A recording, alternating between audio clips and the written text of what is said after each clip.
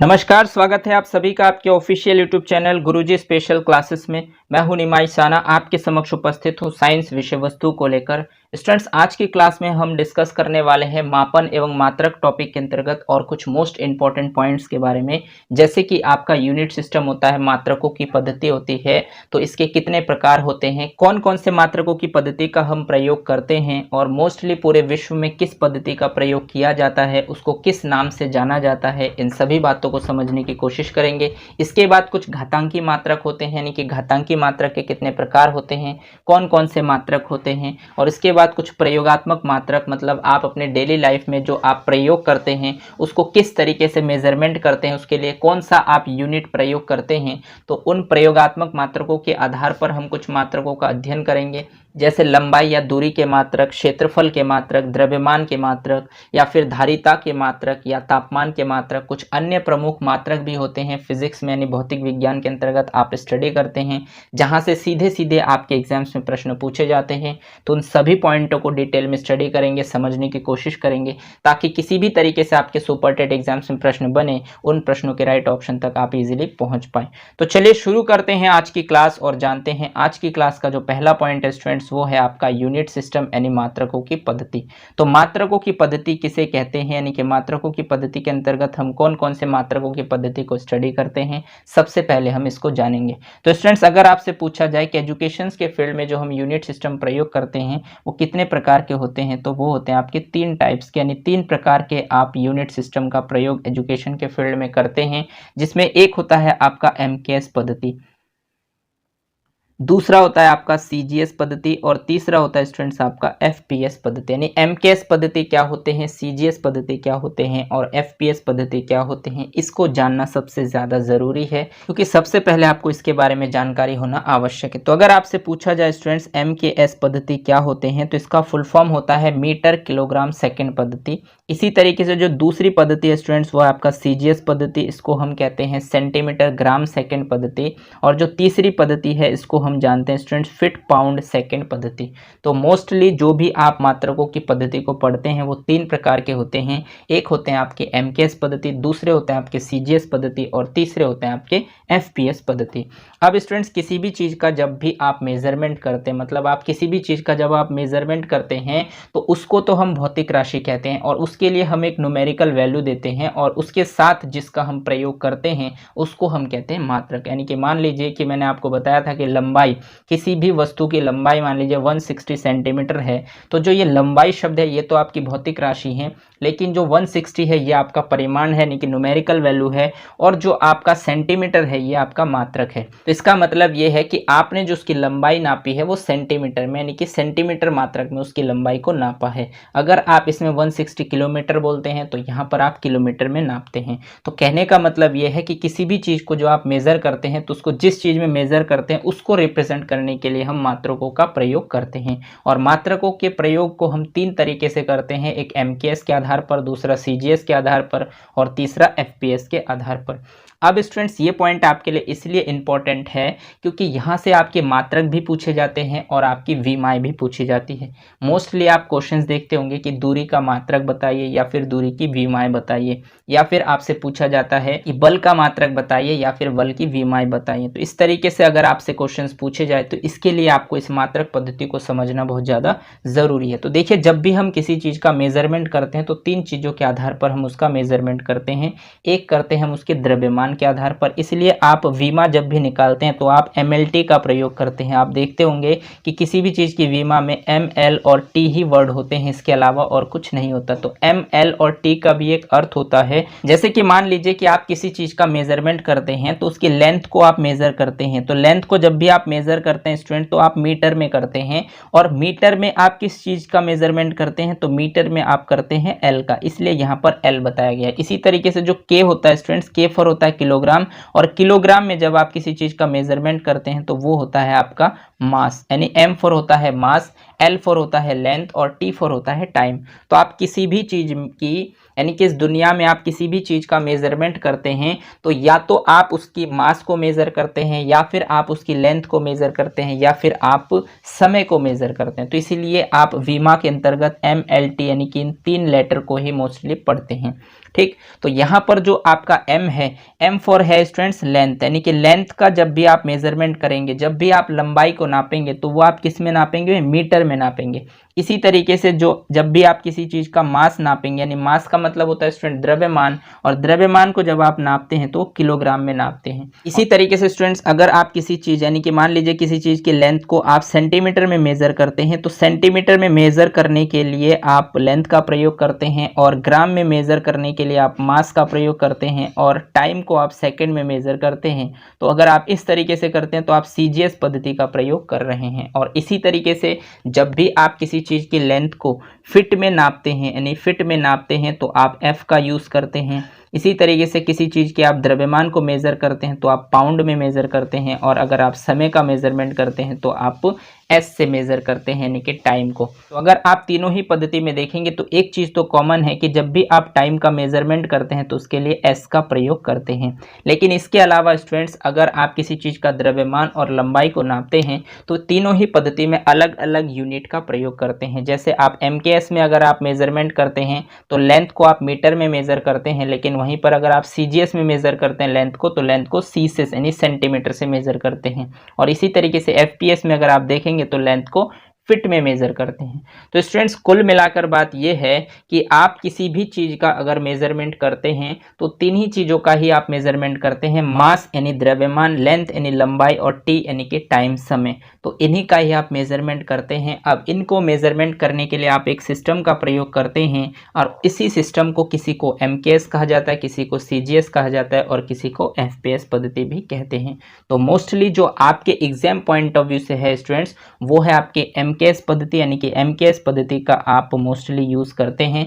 बाकी सीजीएस पद्धति और एफपीएस पद्धति का आप प्रयोग यहाँ पर नहीं करते हैं, इसलिए यहाँ से क्वेश्चंस बनने के चांसेस बिल्कुल खत्म है। लेकिन एमकेएस पद्धति से क्वेश्चंस मोस्टली आपके एग्जाम्स में देखने को मिलेंगे। चलिए आगे बढ़ते हैं और देखते हैं और कुछ मोस्ट इंपॉर्टेंट पॉइंट्स जो आपके इन पद्धति से रिलेटेड बन सकते हैं। तो यहाँ पर स्टूडेंट्स नेक्स्ट पॉइंट जो आपका बनता है वो बनता है आपका मीट्रिक पद्धति, यानी कि एमकेएस पद्धति का एक अन्य नाम है स्टूडेंट्स मीट्रिक पद्धति। ध्यान रखेंगे ये मात्रक पद्धति नहीं है, इसको हम मीट्रिक पद्धति के नाम से जानते हैं। तो एमकेएस पद्धति का एक और अन्य नाम है जिसे हम मीट्रिक पद्धति के नाम से जानते हैं। और इसी तरीके से जो आपका सीजीएस पद्धति है स्टूडेंट, सीजीएस पद्धति को हम डेसिमल या फिर गॉसियन पद्धति के नाम से जानते हैं। और जो आपका एफपीएस पद्धति है स्टूडेंट्स, इस एफपीएस पद्धति को हम ब्रिटिश पद्धति के नाम से भी जानते हैं, क्योंकि ब्रिटेन के लोग यानी कि यूके के जो लोग होते हैं वो इस पद्धति का प्रयोग करते हैं। लेकिन अगर आप वैश्विक स्तर पर देखेंगे स्टूडेंट्स, देखिए हर एक कंट्री में जो मेजरमेंट है इसके पैमाने अलग अलग होते थे। तो इसके लिए जो है पूरे विश्व में एक पद्धति को अपनाया गया, क्योंकि आपको पता है जब भी हम किसी चीज़ का एक्सपोर्ट और इम्पोर्ट करते हैं तो इसके अंतर्गत दिक्कतें आती हैं। मान लीजिए दूसरे देश में किसी प्रोडक्ट को किसी यूनिट में मेजर करते हैं, उसके हिसाब से उसका रेट लिस्ट अलग होता है, और किसी अदर कंट्री में जो मेजरमेंट है अगर वो अलग होगा तो उसका भी रेट जो है वो अलग हो जाएगा। तो इसी को ध्यान में रखकर पूरे वैश्विक स्तर पर एक पद्धति को फॉलो किया गया, एक पद्धति को मान्यता दी गई, और उस पद्धति का नाम है एमकेएस पद्धति। तो इसीलिए आपके सिलेबस के अकॉर्डिंग सबसे ज़्यादा इंपॉर्टेंट है एमकेएस पद्धति, और यहीं से क्वेश्चन पूछे जाने के चांसेस बहुत ज़्यादा है। ठीक, तो ध्यान रखेंगे आप एमकेएस पद्धति का एक अन्य नाम होता है जिसे हम मेट्रिक पद्धति कहते हैं। इसी तरीके से सीजीएस पद्धति का एक अन्य नाम होता है जिसे हम डेसिमल या फिर गॉसियन पद्धति कहते हैं। और इसी तरीके से एफपीएस पद्धति का एक अन्य नाम होता है जिसे हम ब्रिटिश पद्धति के नाम से जानते हैं। यहाँ से स्टूडेंट्स एक बार क्वेश्चन पूछा जा चुका है कि गॉसियन पद्धति किसको कहते हैं, तो गॉसियन पद्धति हम किसको कहते हैं, सीजीएस को कहते हैं। तो इस बात को ध्यान रखेंगे, इसीलिए मैंने आपको सीजीएस पद्धति और एफपीएस पद्धति के बारे में भी बताया है, ताकि किसी भी तरीके से अगर आपसे एग्जाम्स में क्वेश्चन पूछे जाएं तो आप उन प्रश्नों के राइट ऑप्शन तक इजीली पहुंच पाए।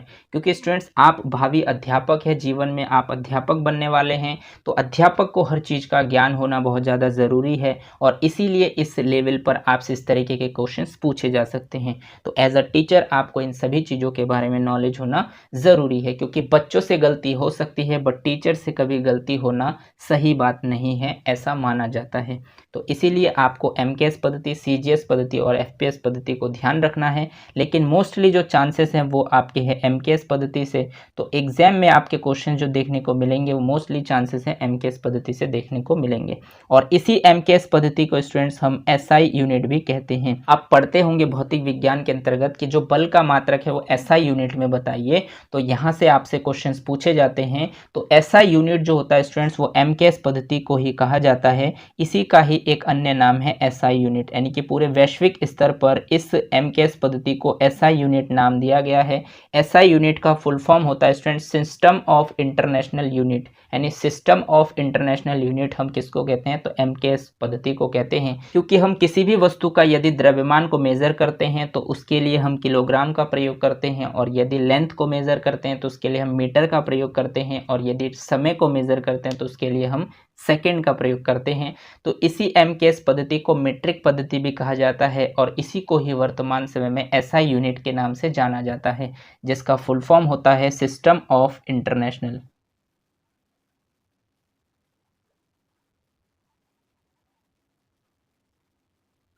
तो ध्यान रखेंगे system of international SI unit का फुल फॉर्म है, और इस पद्धति को हम जानते हैं MKS पद्धति के नाम से। चलिए आगे बढ़ते हैं और देखते हैं नेक्स्ट पॉइंट आपसे क्या कहता है। तो नेक्स्ट पॉइंट आपका स्टूडेंट्स MKS पद्धति के अंतर्गत 1971 में अंतरराष्ट्रीय मापतोल विभाग के मुख्यालय सेवरल पेरिस फ्रांस में MKS को SI यूनिट बनाया गया। यानी कि स्टूडेंट जो आप ये मात्रक MKS पद्धति यानी मीट्रिक पद्धति को पढ़ते हैं, जिसको हम SI यूनिट भी कहते हैं, तो इसको SI यूनिट कब बनाया गया, तो इसको SI यूनिट बनाया गया सन 1971 ईस्वी में। यानी कि सन 1971 ईस्वी में किसने इसको SI यूनिट बनाया, तो इसको बनाने वाले हैं अंतरराष्ट्रीय मापतोल विभाग, यानी कि इंटरनेशनल जो मेजरमेंट सेक्शन है, अंतरराष्ट्रीय मापतोल विभाग, इन्होंने सन 1971 ईस्वी में MKS पद्धति को SI यूनिट यानी SI सिस्टम बनाया। तो इसका जो मुख्यालय स्टूडेंट्स अंतरराष्ट्रीय मापतोल विभाग का जो मुख्यालय है वो आपका है सेवरेल में, और जो ये सेवरेल है ये आपके पेरिस यानी फ्रांस की राजधानी पेरिस में एक जगह है जिसका नाम सेवरेल है, और इस स्थान पर आपका अंतरराष्ट्रीय मापतोल विभाग का मुख्यालय है। और इस विभाग ने MKS पद्धति को SI यूनिट बनाया, और वो कब बनाया, तो सन 1971 ईस्वी में। यानी कहने का मतलब स्टूडेंट्स ये है कि मैंने अभी आपको बताया कि जिस तरीके से आप एक कंट्री से दूसरे कंट्री में किसी चीज़ को एक्सपोर्ट करते हैं या इंपोर्ट करते हैं, तो अगर आप मेजरमेंट सिस्टम में अगर आप गड़बड़ी करेंगे, मतलब एक देश किसी चीज़ का मेजरमेंट अलग तरीके से करता है, कोई दूसरी कंट्रीज को अलग तरीके से मेजर करते हैं, तो उसके हिसाब से उसके रेट में भी डिफरेंस आता है, यानी कि उसके प्राइस में भी डिफरेंसेस आते हैं। तो इस चीज़ को, इस प्रॉब्लम को सॉल्व करने के लिए अंतरराष्ट्रीय मापतोल विभाग ने 1971 ईस्वी में जाकर पूरे विश्व में एक पद्धति को अपनाने पर बल दिया, और उस पद्धति का नाम है MKS पद्धति, जिसको उन्होंने नाम दिया SI यूनिट यानी सिस्टम ऑफ इंटरनेशनल यूनिट। इस सिस्टम के अंतर्गत हम किसी भी चीज़ का मेजरमेंट करेंगे तो जब हम एक्सपोर्ट और इंपोर्ट करेंगे तो उसमें हमें प्रॉब्लम नहीं होगी। यही सोच थी अंतरराष्ट्रीय मापतोल विभाग की। तो इसीलिए इस पॉइंट को ज़रूर ध्यान रखेंगे स्टूडेंट्स कि अंतरराष्ट्रीय मापतोल विभाग ने MKS पद्धति को कब SI यूनिट बनाया, तो ये बनाया 1971 ईस्वी में। इस तरीके के प्रश्न भी आपके एग्जाम्स में पूछे जाते हैं, तो यह आपको ध्यान रखना है कि कब अंतरराष्ट्रीय मापतोल विभाग ने SI यूनिट सिस्टम को बनाया, तो वो बनाया आपके 1971 में। चलिए आगे बढ़ते हैं और देखते हैं नेक्स्ट पॉइंट आपसे क्या कहता है। तो नेक्स्ट है आपके स्टूडेंट्स घातांकी मात्रक, यानी कि घातांकी मात्रक क्या होते हैं। देखिए हम अभी तक पढ़ रहे थे मात्रक पद्धति, तो मात्रक पद्धति तीन प्रकार के होते हैं। एक होता है आपके MKS पद्धति, दूसरा होता है CGS पद्धति, और तीसरा होता है FPS पद्धति। अब जो आपका MKS पद्धति है इसका अन्य नाम है मीट्रिक पद्धति, और इसी को ही SI यूनिट कहा जाता है। और वर्तमान समय में हम जो भी कुछ विज्ञान के अंतर्गत पढ़ते हैं उसका मेजरमेंट इसी सिस्टम के अंतर्गत किए जाते हैं, यानी कि सिस्टम ऑफ इंटरनेशनल यूनिट के अंतर्गत हम किसी भी चीज़ को मेजर करते हैं। बाकी जो आपके CGS पद्धति और FPS पद्धति है इसमें से क्वेश्चंस पूछे जाने के चांसेस बहुत कम हैं। अगर क्वेश्चंस पूछा जाए तो आपसे ये पूछा जा सकता है कि FPS पद्धति का अन्य नाम बताइए, तो उसका अन्य नाम होता है ब्रिटिश पद्धति। इसी तरीके से CGS पद्धति का अन्य नाम क्या है, तो वो है आपका गॉसियन पद्धति। तो ध्यान रखेंगे, इससे बाहर आपका क्वेश्चंस नहीं जाएगा। उम्मीद करता हूं कि मात्रकों की पद्धति को आप इजीली समझ पाए होंगे। अब हम पढ़ेंगे कुछ घातांकी मात्रकों के बारे में, यानी कि कुछ मात्रक होते हैं जो घात के रूप में होते हैं, जिनको हम घातांकी मात्रक कहते हैं। तो अगर आपसे पूछा जाए कभी भी कि घातांकी मात्रक कितने प्रकार के होते हैं, तो आपको बताना है कि जो घातांकी मात्रक हैं वो 2 टाइप्स के हैं। एक को हम कहते हैं धनात्मक, यानी कि धनात्मक घातांकी मात्रक, जिसको हम पॉजिटिव भी कहते हैं, और दूसरा होता है आपका ऋणात्मक यानी कि नेगेटिव घातांकी मात्रक। तो पॉजिटिव घातांकी मात्रक क्या होते हैं और नेगेटिव घातांकी मात्रक क्या होते हैं, इनको बहुत अच्छे से समझते हैं। चलिए आगे बढ़ते हैं और देखते हैं कि जो घातांकी मात्रक 2 प्रकार के होते हैं, जिसमें हम एक धनात्मक घातांकी मात्रक को पढ़ते हैं और दूसरे ऋणात्मक को पढ़ते हैं, तो वो कौन कौन से होते हैं, किस तरीके से होते हैं और किस तरीके से आपके एग्जाम्स में क्वेश्चन बनते हैं। तो सबसे पहला पॉइंट है स्टूडेंट्स धनात्मक, यानी कि जो धनात्मक घातांकी मात्रक होते हैं। तो धनात्मक घातांकी मात्रक में स्टूडेंट्स हम स्टार्ट करेंगे नीचे से, क्योंकि इसका जो सीक्वेंस होता है वो नीचे से होता है। तो अगर आपके पास कभी भी 10 की पावर 1 हो, यानी कि 10 की घात 1 हो, तो उसे हम कहते हैं डेका। इसी तरीके से अगर आपके पास 10 की पावर 2 हो तो हम उसे कहते हैं हेक्टो, और 10 की पावर 3 हो तो उसे हम कहते हैं किलो, और 10 की पावर 6 हो तो उसे हम कहते हैं मेगा, 10 की पावर 9 हो तो उसे हम कहते हैं गीगा, 10 की पावर 12 हो तो उसे हम कहते हैं टेरा, 10 की पावर 15 हो तो उसे हम कहते हैं पेटा, और 10 की पावर 18 हो तो उसे हम कहते हैं एक्सा। तो ये ध्यान रखना है स्टूडेंट्स, जो घातांकी मात्रक मैंने आपको बताया, यानी कि जो घात के फॉर्म में होते हैं वो 10 के घात के रूप में होते हैं, इसलिए हम इसको घातांकी मात्रक कहते हैं। और ये जो घात होते हैं ये पॉजिटिव होते हैं, इसलिए हम इसको पॉजिटिव घातांकी मात्रक कहते हैं, यानी धनात्मक घातांकी मात्रक कहते हैं। तो इसके अंतर्गत अगर आपको किसी भी यूनिट के मेजरमेंट में 10 की पावर 1 दिख जाए तो उसके पीछे आप डेगा लगा सकते हैं। अगर 10 की पावर 2 दिखे तो आप हेक्टो लगाएंगे, 10 की पावर 3 हो तो उसे आप किलो लगाएंगे। जैसे आप मोस्टली यूज करते हैं 1 केजी, तो 1 केजी का मतलब होता है 10 की पावर 3।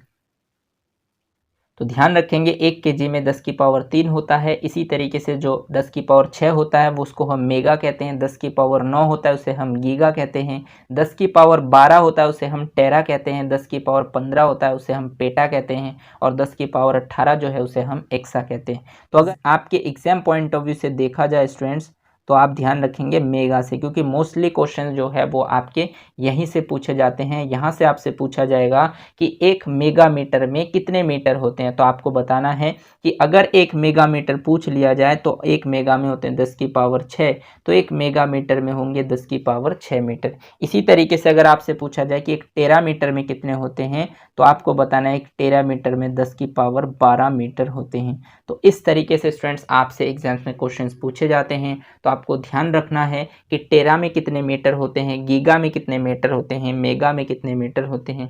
किलो हेक्टो के बारे में तो मोस्टली आपको पता है किलो के बारे में, बट हेक्टो भी पूछा जा सकता है और डेगा भी पूछा जा सकता है। किसी भी तरीके से पूछे जाए, इससे बाहर आपसे नहीं पूछा जाएगा। उम्मीद करता हूँ कि आप मेरी बातों को समझ पा रहे हो और इस पॉइंट को भी इजीली क्लियर कर पाए होंगे। चलिए आगे बढ़ते हैं और देखते हैं नेक्स्ट आपका जो पार्ट है स्टूडेंट्स, वो है आपका ऋणात्मक, यानी कि ऋणात्मक घातांकी मात्रक क्या होते हैं। तो देखिए अगर आपसे पूछा जाए ऋणात्मक घातांकी मात्रक, ऋणात्मक का मतलब आप समझते हैं नेगेटिव, यानी कि पावर जब माइनस में होता है तो उसको हम ऋणात्मक कहते हैं, और घात के रूप में होते हैं तो उसको हम घातांकी यानी ऋणात्मक घातांकी मात्रक कहते हैं। तो इसी सीरीज को भी हम नीचे से ऊपर की तरफ पढ़ेंगे। तो इसके अंतर्गत जो सबसे नीचे होता है 10 की पावर -1, जिसको हम कहते हैं डेसी। इसी तरीके से 10 की पावर -2 को हम कहते हैं सेंटी, 10 की पावर -3 को हम कहते हैं मिली, 10 की पावर -6 को हम कहते हैं माइक्रो, 10 की पावर -9 को हम कहते हैं नैनो, 10 की पावर -12 को हम कहते हैं पिको, 10 की पावर -15 को हम कहते हैं फेम्टो, 10 की पावर -18 को हम कहते हैं ऑटो। तो ध्यान रखना स्टूडेंट्स, जो ऋणात्मक घातांकी मात्रक होते हैं उसका सीक्वेंस, अगर 10 की पावर -1 हो तो उसे हम डेसीमीटर कहते हैं, 10 की पावर -2 है तो उसे हम सेंटीमीटर कहते हैं, 10 की पावर -3 है तो उसे हम मिलीमीटर कहते हैं, 10 की पावर -6 है तो उसे माइक्रोमीटर, 10 की पावर -9 उसे नैनोमीटर, 10 की पावर -12 हो तो उसे पिकोमीटर, 10 की पावर -15 हो तो उसे फेंटोमीटर और 10 की पावर -18 हो तो उसे ऑटोमीटर। तो इस तरीके से स्टूडेंट्स आपके एग्जाम्स में क्वेश्चंस बनते हैं। अभी जो लेटेस्ट आपका एग्जाम हुआ 69,000 का, उसमें ये क्वेश्चंस पूछा गया कि 1 माइक्रोमीटर में कितने मीटर होते हैं। ऑप्शन में था 10 की पावर -3, 10 की पावर -6, 10 की पावर -9 और 10 की पावर -12। तो जिन बच्चों ने 10 की पावर -6 मीटर को लगाया होगा वो बिल्कुल सही थे, क्योंकि 1 माइक्रोमीटर में होते हैं 10 की पावर -6 मीटर। तो इस तरीके के प्रश्न आपके एग्जाम्स में पूछे जाते हैं स्टूडेंट्स। आपको भी पता है कि किस तरीके से आपके एग्जाम्स में क्वेश्चंस पूछे जाते हैं। अगर आप इन सीक्वेंस को ध्यान रखेंगे तो किसी भी तरीके से आपसे एग्जाम्स में क्वेश्चंस बने वो इससे बाहर नहीं जा सकता। और जिस तरीके से मैं आपको साइंस के कंटेंट को दे रहा हूँ, अगर आप इन क्लासेस को बहुत अच्छे से करते हैं और इसके प्रॉपर नोट्स बनाते हैं, इसको समय समय पर रिवाइज करते हैं, तो विश्वास कीजिएगा कि आपके सुपर टेट में साइंस में 10 में से 10 मार्क्स कोई नहीं काट सकता। बहुत रेयर चांस होंगे जब आपके 10 में से 10 से कम आएंगे, यानी कि मोस्टली चांसेस हैं कि आपके 10 में से 10 आएंगे। उसके लिए जो जो भी इंपॉर्टेंट पॉइंट्स आपके बनते हैं उन सभी पॉइंट्स को कवर करना होगा। और अगर आप इस तरीके से कवर करते हैं और समय समय पर इसको रिवाइज करते हैं, इसके प्रॉपर नोट्स बनाते हैं, तो आपको किसी भी तरीके से घबराने की आवश्यकता नहीं है। जब भी आपका सुपर टेट का एग्जाम होगा आपके मार्क्स कोई नहीं काट सकता। चलिए आगे बढ़ते हैं और देखते हैं नेक्स्ट पॉइंट आपसे क्या कहता है। तो नेक्स्ट है आपके स्टूडेंट्स प्रयोगात्मक मात्रक, यानी कि कुछ मात्रक ऐसे होते हैं जिनका प्रयोग हम अपने डेली लाइफ में करते हैं, इसलिए इसको हम प्रयोगात्मक मात्रक के अंतर्गत रखते हैं।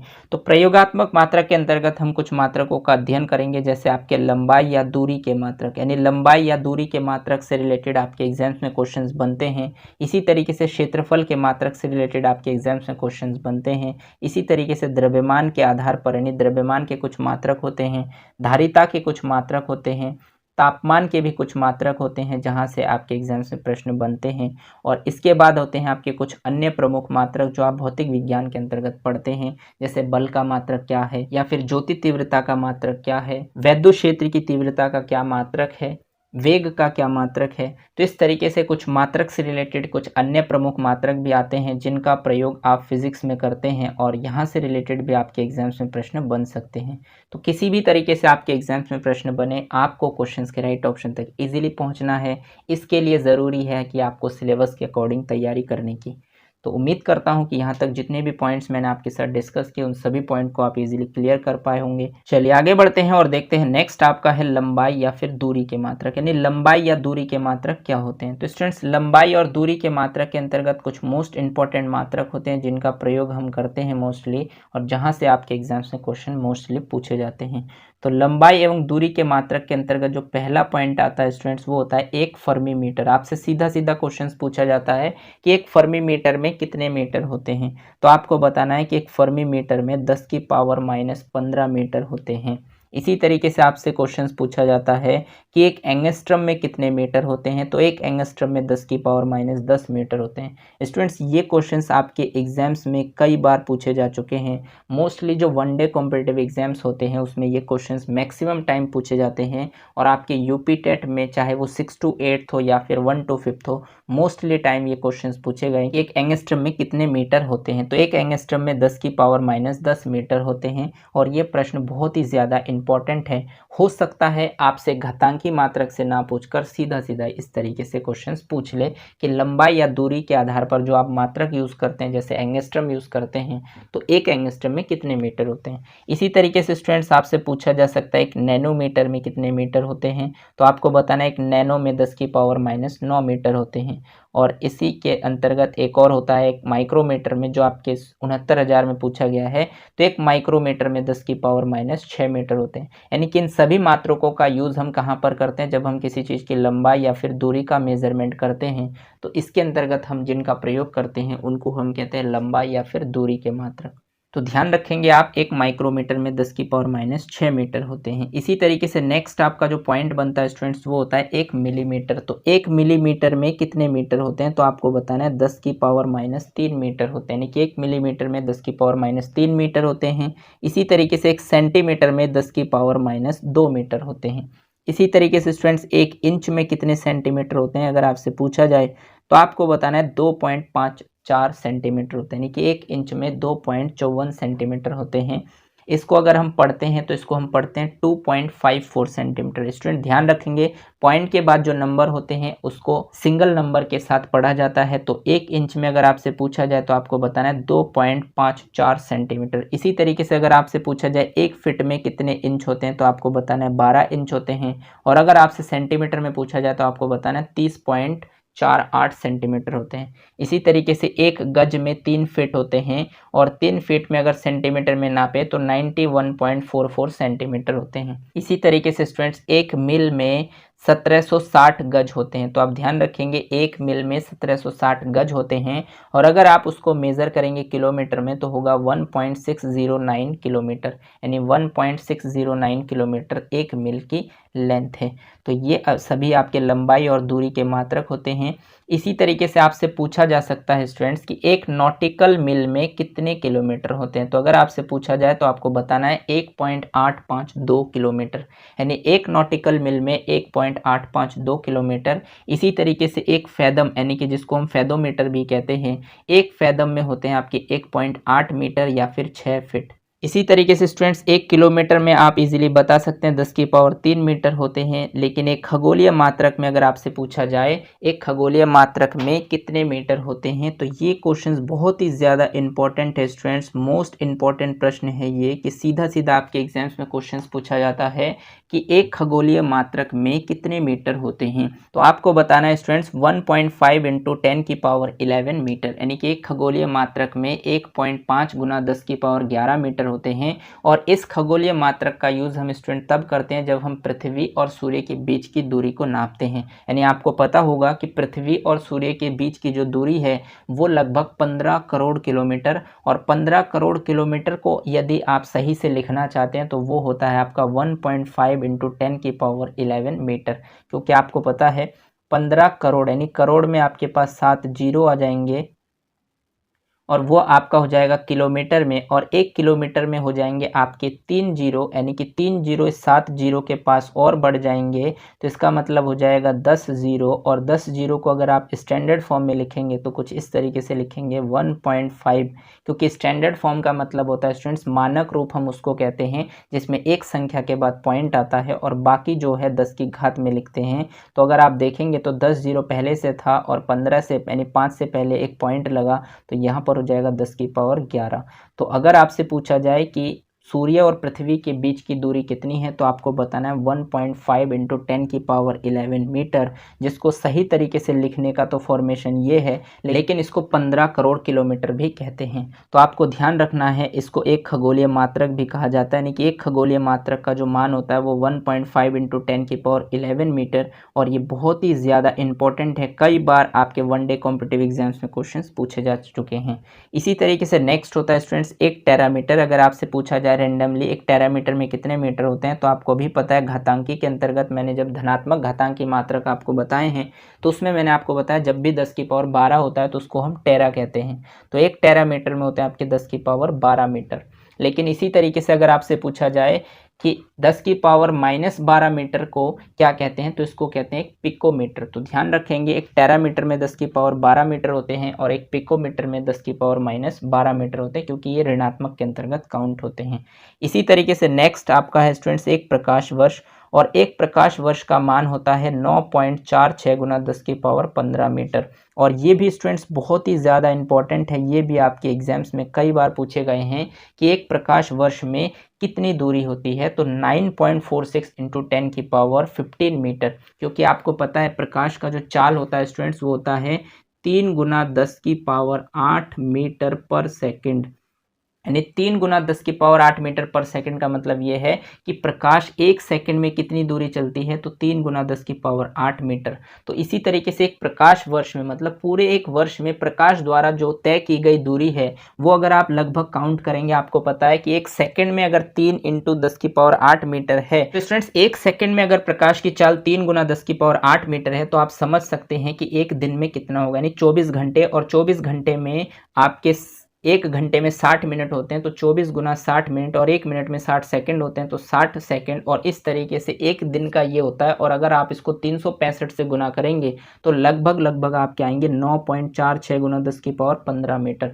तो सीधा सीधा आपके एग्जाम्स में क्वेश्चन पूछ लिया जाता है कि एक प्रकाश वर्ष में कितने मीटर होते हैं। तो अगर आपसे पूछ लिया जाए तो आपको बताना है कि एक प्रकाश वर्ष में 9.46 गुना 10 की पावर 15 मीटर होते हैं। उम्मीद करता हूं कि आप मेरी बातों को समझ पा रहे हैं और इन पॉइंटों को भी इजीली क्लियर कर पा रहे होंगे। चलिए आगे बढ़ते हैं और देखते हैं नेक्स्ट पॉइंट आपसे क्या कहता है। तो नेक्स्ट पॉइंट और जो लास्ट पॉइंट आपका है स्टूडेंट्स, लंबाई या दूरी के मात्रक के अंतर्गत, वो है आपका पारसेक, यानी कि एक पारसेक। तो एक पारसेक में स्टूडेंट 3.26 प्रकाश वर्ष होता है। आपने देखा एक प्रकाश वर्ष का मान होता है 9.46 गुना 10 की पावर 15 मीटर।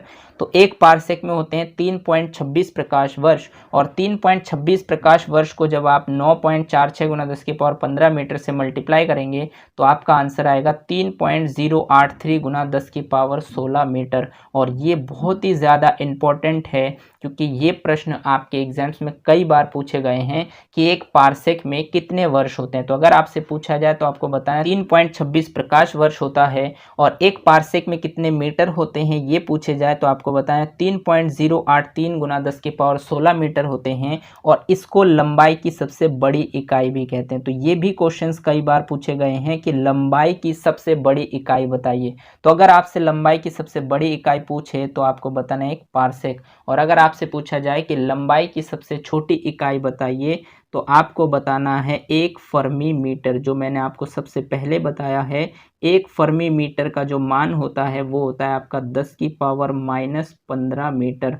और ये लंबाई की सबसे छोटी इकाई है जिसको हम एक फर्मी मीटर कहते हैं, यानी कि लंबाई की सबसे छोटी इकाई आपकी एक फर्मी मीटर है और लंबाई की सबसे बड़ी इकाई आपका एक पारसेक है। तो स्टूडेंट्स ध्यान रखना है कि लंबाई या दूरी के मात्रक के अंतर्गत, जैसे मैंने आपको एक फर्मी मीटर बताया बहुत ही ज़्यादा इंपॉर्टेंट है, एक एंगस्ट्रम बताया है, एक नैनोमीटर, एक माइक्रोमीटर, इसी तरीके से एक इंच में कितने सेंटीमीटर होते हैं, एक फिट में, एक गज में, और आपके खगोलीय मात्रक में, आपके टेरामीटर में, प्रकाश वर्ष में और पारसेक में। ये वो इंपॉर्टेंट पॉइंट है जो कई बार आपके एग्जामों में पूछे गए हैं, वनडे कॉम्पिटिटिव एग्जाम्स में क्वेश्चंस पूछे गए हैं।